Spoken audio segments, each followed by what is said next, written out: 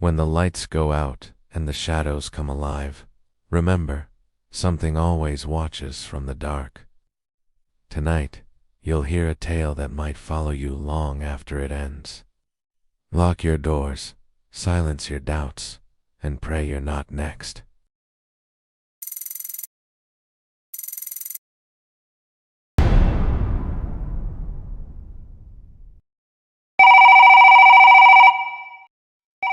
On November 3rd, 2024, a desperate security guard called his supervisor from the 42nd floor of a locked-down office tower in downtown Chicago.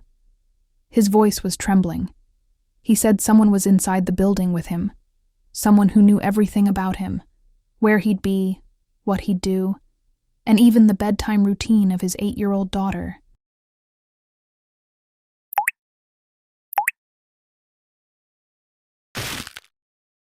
That would be chilling enough. But when the security tapes were reviewed the next morning, they showed he'd been alone all night. Every camera confirmed it. So who was leaving him messages written in the fogged glass? Who knew his daughter's name, her school, her schedule?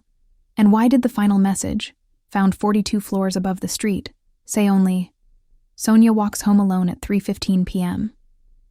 Michael Patterson had a routine. 47 stories of silence. One flashlight.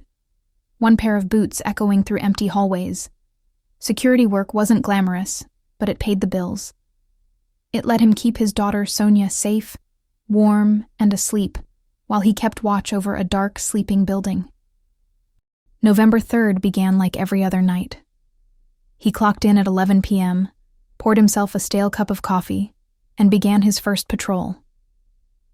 By 12:30 a.m., he was on the 47th floor, alone but calm. Just another quiet shift, until the 38th floor. In the fogged window of a vacant office, someone had traced a sentence. "Hi, Mike. How's Sonia doing in Mrs. Isabella's class?" Michael froze. Sonia was in Mrs. Isabella's 3rd grade class, but that wasn't public info. That wasn't something you could guess. His heart thudded. He checked the cameras. Nothing. He radioed his supervisor, David, who chalked it up to a prank. "You're the only one there, Mike. Trust me." But the messages kept coming. 34th floor. "Sonia's soccer practice is Thursdays at 6. You never miss it." 30th floor. "You still carry Sandra's picture. 5 years since the crash." Sandra. Sonia's mother. That photo hadn't left Michael's wallet since the day she died. He'd never spoken about her at work. Now his hands were trembling. 26th floor, bathroom mirror. "Sonia dreams of Mommy. She draws heaven with stars and blue flowers." He could barely breathe. Someone wasn't just watching him. They were studying him. 22nd floor. Check camera 15B, October 29th, 2:30 a.m. He sprinted back to the control room, pulled the footage. There he was on screen, walking the hallway. Alone, until he saw the reflection in the glass. A figure, tall, slow-moving, trailing him perfectly in step. Never in direct view. Always hiding in shadows or just outside the frame.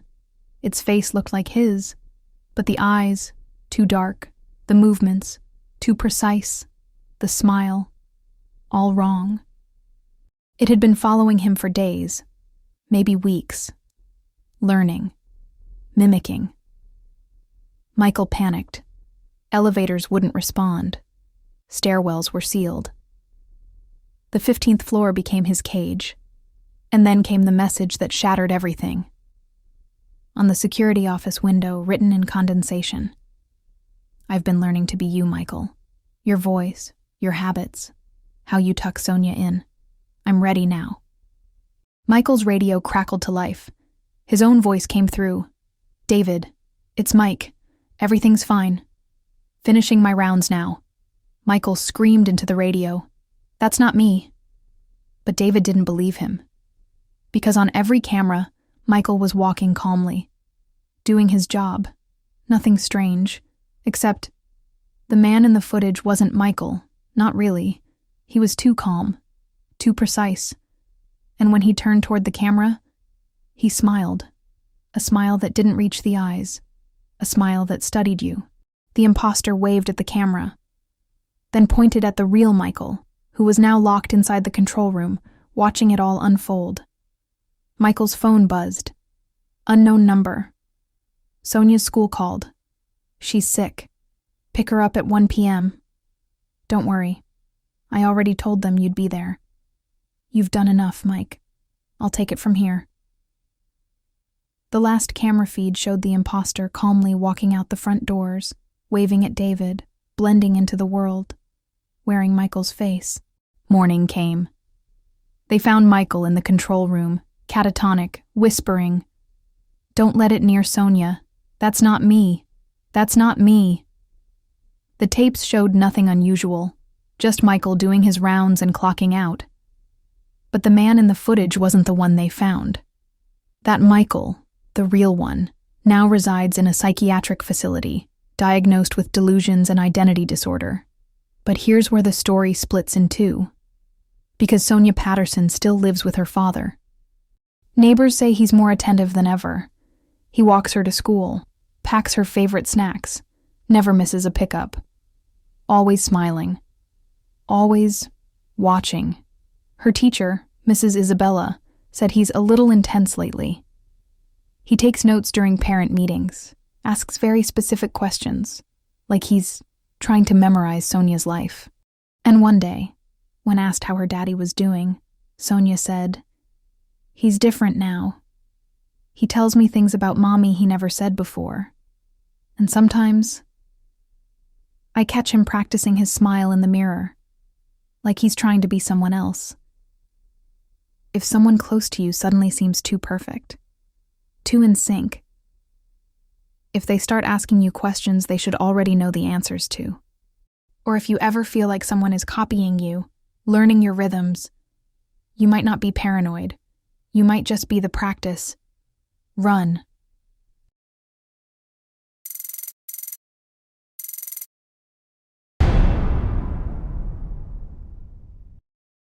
At exactly 11:47 p.m., the 911 dispatcher answered a chilling call. A teenage girl, whispering frantically from a landline. "Someone's in the house. Please, I'm not alone here." 3 minutes later, police arrived at the Henderson home. The front door was wide open. The children were untouched, sleeping peacefully upstairs. Madison Clark's car was still in the driveway. But Madison, gone. No signs of a struggle. Just a handwritten note on the fridge. "I'm in the basement. Don't come down here. It's not safe. Tell my mom I love her."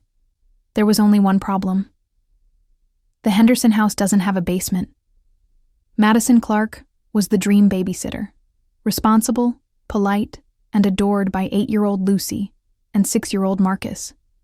She'd been watching them every Friday and Saturday night for nearly 2 years. The Hendersons trusted her with everything. But on November 18th, something felt wrong the moment she stepped inside. The kids were jumpy. Lucy clung to her arm. Marcus kept glancing down the hallway toward the laundry room. "Madison," Lucy whispered. "There's someone living in our basement." Madison laughed softly.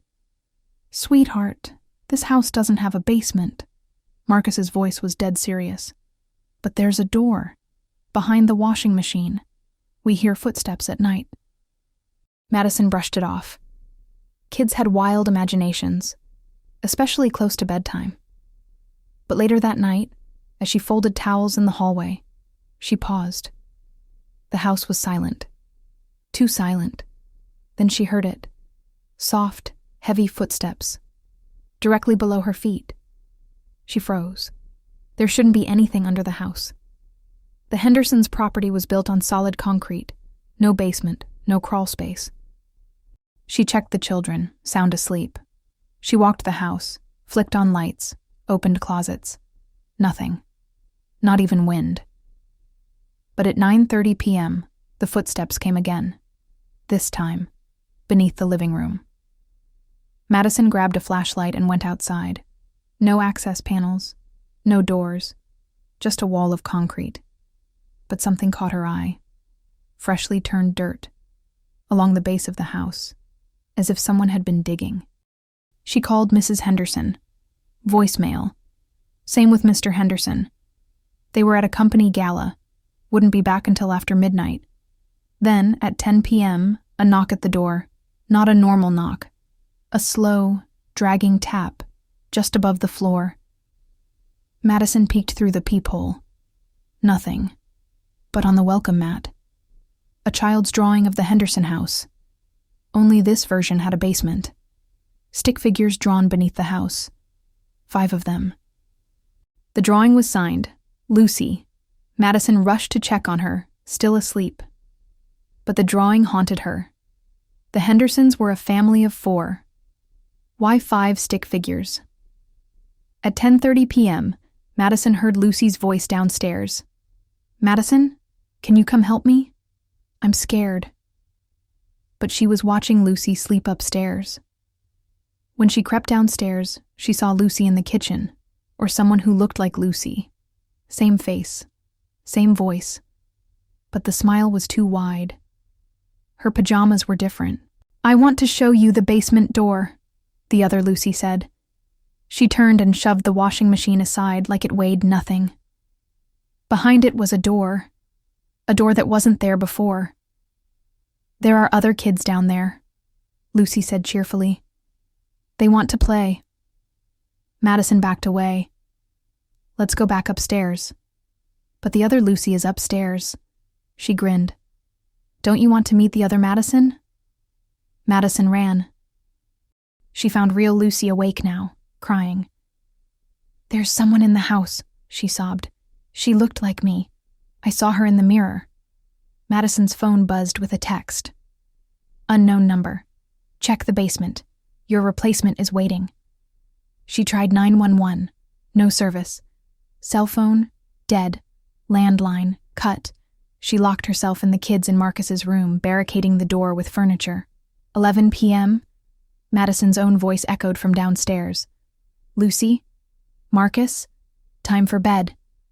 But she was upstairs. Madison peeked through the window. Her own car was pulling into the driveway. She watched herself step out, smiling, walking to the front door. Then she heard it. "Oh, good. You found them," the voice said inside. "Take them downstairs. The others are waiting."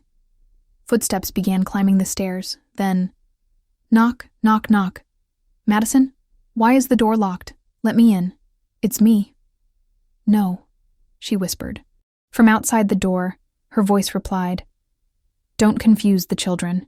Come out and let's talk." Lucy and Marcus stared at her.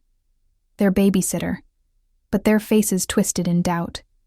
They didn't know which Madison to trust. At 11:30 p.m., voices filled the house. All of them hers. Different versions, chatting casually about bedtime routines, snack preferences, which children were easiest to copy. Her phone buzzed again. "We've been practicing, watching you through windows, mimicking your voice. The Hendersons won't notice. The kids will adjust." Another message. "The basement's been ready. The others are already down here. You'll learn to be perfect too." Then it clicked. The drawing. 5 stick figures. 5 babysitters. Sarah Mitchell, Amy Rodriguez, Jessica Thompson. All girls who disappeared babysitting in nearby homes. All the houses had no basements, but somehow, they were all down there. 11:47 p.m. Madison made the 911 call, but she heard her own voice on the line, calm and sweet. "There's no emergency. She's just overwhelmed. It's nothing." The call dropped, so Madison wrote the note. Stuck it to the fridge. Then the children's voices came again from the stairs. "Madison, come down here. We want to show you something." She kissed the real kids on the forehead. "Stay here. No matter what you hear, don't open that door." She stepped into the hallway. At the bottom of the stairs were a dozen figures. All her, all slightly wrong. Madison walked toward them, heart pounding. The basement door stood open. Darkness waited below. From the depths, familiar voices rose. Madison, is that you? We've been waiting. She took one step down. The door slammed shut behind her. When police arrived, they found no signs of struggle. The Henderson kids were safe. The house was normal. Madison's car and keys were still outside. Just the note on the fridge, but 3 days later, Madison Clark called the Hendersons. She was calm, polite, sounded mostly the same. "Sorry for leaving early," she said. "I had a family emergency. I'd love to babysit again. I've learned some new games the kids will love." They welcomed her back, but Lucy refused to leave her room. "That's not Madison," she told her mom. "She doesn't have the scar on her hand from the fence. The real Madison had a scar." She was right. It was gone. And Madison's best friend noticed something too. "She keeps asking me about things we already did," she said. "It's like she's studying our friendship. Her school assignments, same writing.